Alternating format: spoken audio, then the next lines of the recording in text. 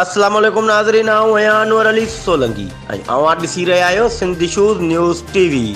Sindh issues news TV bulletin में अवां खे भलीकार ख़बर शामिल कंदासीं। ज़िला नौशहरो फीरोज़ जे ब्यूरो चीफ मंसूर मलक जी पब्लिक पार्क ज़िला काउंसिल नौशहरो फीरोज़ में एंटी क्रपशन नौशहरो फीरोज़ जे circle officer Mohammad Sawal Khan Goto park में गुलकारी माह में हिस्सो वठंदे पब्लिक पार्क में गुल जा बूटा पोखींदे चयो त हिन माहौलियात गदलाइण वारे निज़ाम में असां वटि तेज़ीअ सां ॿेला वण टिण ख़तम थी रहिया आहिनि।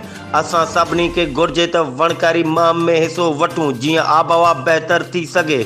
जॾहिं त पार्क जे इंचार्ज नवीद अहमद तगड़, इंचार्ज पीर अशरफ अली ऐं ॿिए अमले जे कयल महिनत जी साराह कंदे हिन चयो त अवां बहितर अंदाज़ सां पार्क जी सार संभाल कयो था। अवां खे जस हुजे ऐं मां सम्झां थो त पूरी डिवीज़न अंदरि अहिड़ो ख़ूबसूरत पार्क न हूंदो ऐं अहिड़ा पार्क ऐं तफ़रीगाह असांखे बहितर माहौल ॾियनि था जिथे असां तफ़रीह सां गॾु वॉक करे काफ़ी बीमारियुनि खां निजात हासिल कयूं था ऐं माहौलियात आलूदगी ख़तम थिए थी ऐं बहितर माहौल मिले थो। अहिड़ा पब्लिक पार्क हर शहर में क़ाइमु थियणु घुरिजनि। ही हुयूं हिन वक़्त ताईं जूं अपडेट्स। वधीक ख़बरुनि ऐं अपडेट्स लाइ ॾिसंदा रहो सिंध इशूज़ न्यूज़ टीवी।